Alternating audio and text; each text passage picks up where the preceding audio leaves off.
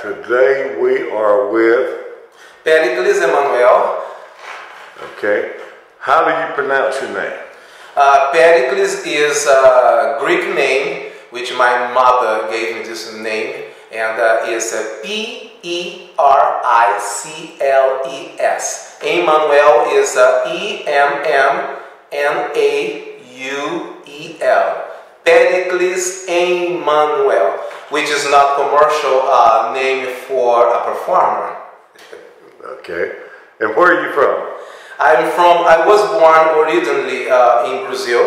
It's a small town, well, actually it's not a small town, it's the biggest city in Rio de Janeiro, Brazil, called Campos dos Goitacazes. Okay. And how did you get from there to Birmingham, Alabama?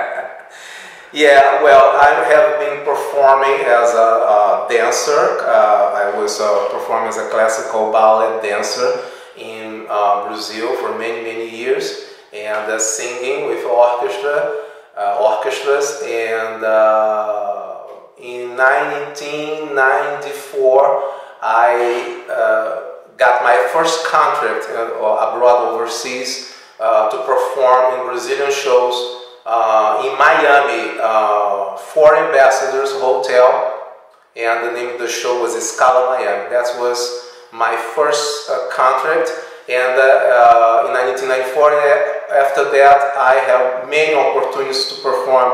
I worked in Disneyland, downtown Disney. I worked in, I did a test with for this guy, which is a choreographer in Miami, Eber Lobato, and he have a show in Las Vegas, and he likes me, and I did the test, I passed the test, and he invited me to come to Las Vegas to perform in his shows. And finally, after 11 years doing shows in Las Vegas as a singer, dancer, contortionist, I got injury in my shoulder doing performances in hand balance and contortion, and I decided to come to the south to recuperate my injuries and to be here for a while. That's why I ended up here in Alabama, Birmingham, Vestavia Hills. Okay. When did you first start singing? Who was your influences? I started singing, I discovered I have the possibility to sing when I was just 14 years old. It was very funny thing, because between the kids and the teenagers, everybody screams and hollering and everything, and I was the one have more capacity, volume, howl, in more level, whatever you want to call. I could scream really high, and somebody told me, "Oh, maybe he can sing."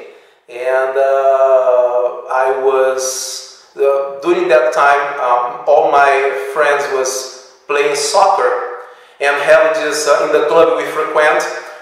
We used to go have this old guy. He was a singer, and he started to sing. I was spending time with him in that place. He was singing, and he was the one said to me, "Oh, you are a singer too. You have vocal capacities." And he was my mentor, and I started to discover my voice and singing when I discovered Ella Fitzgerald and Sarah Vaughan. They was my mentor, the big influence in my singing. Okay, and you're a true jazz lover. Yeah, I'm a true jazz lover, very much so. Okay, and we're videoing here in your home, and we're going to start a jazz showcase. Tell us more about that. Yeah, in Las Vegas, which I lived in 11 years, besides the music and the hand balance and gymnastics, all those shows, circus and everything for the American companies, I have a very good house, and we open the house once a month, and which I invite friends to enjoy the food and also to enjoy the live music, and which I was performing with a trio. And we're going to do the same thing. I have the ambitions to do the same thing here in Alabama, Vestavia Hills, and keep you up to date for that. All right. And where do you see your future? Well, my future, I don't see that much because, first of all, I'm not, the music, what I love to do, and the kind of music I like to perform, unfortunately nowadays is not commercial. And I don't see a big future for me. But I will keep fighting for that legacy, because I want to defend the legacy of the jazz. I think it's very important for the young generations know who was Duke Ellington, Count Basie, Louis Armstrong, and all this Nat King Cole, Dinah Washington, and that's something I like to do. That's something I have digging out for many years, and I'm going to defend that legacy until as much as I can. Sorry, and because even though the majority of people think is an old-fashioned thing, which I don't think is an old-fashioned, we still have audience for that kind of music. Okay, you've been all over the world and seen jazz. How do you compare the jazz community in Birmingham to other parts of the world? Well, is here I think is that's the South provides the root of jazz. The jazz, for my humble estimation, is everything was born here. And look at that. The greatest jazz musicians, singers, and composers came from the South. We have Nat King Cole. He's from Montgomery, Alabama. The great queen of the blues, Miss Dinah Washington. Tuscaloosa. Mm-hmm. And we have Ray Rich. We have what's the name of that bassist? Which I always forget his name. Clive Eaton.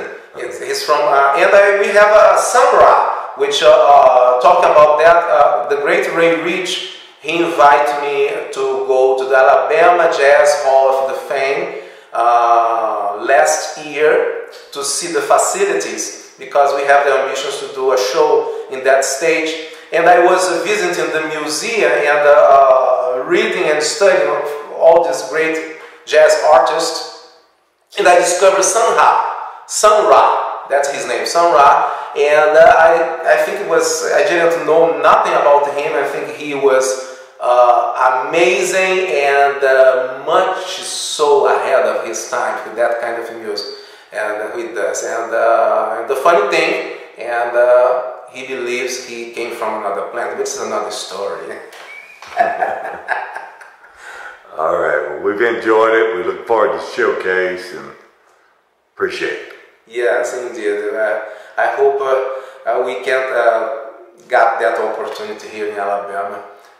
For all you jazz fans, lovers, we're going to do a beautiful performances here with Ray Rich, Michael Glaser, David Amaral, myself, and Abe Becker. And we also would like to, who is interested to participate in this project, we would like to have more musicians to join us as collaborations. And I will be doing, if everything runs right, doing here in my house, individually interviewing another musicians. And I believe the next one is going to be Dave Amaral, saxophone, clarinet player, and flutist. Dave Amaral is going to be joining us here next month and tell about his life and career. Okay. Thank you. Thank you. Thank you so much, Jerry.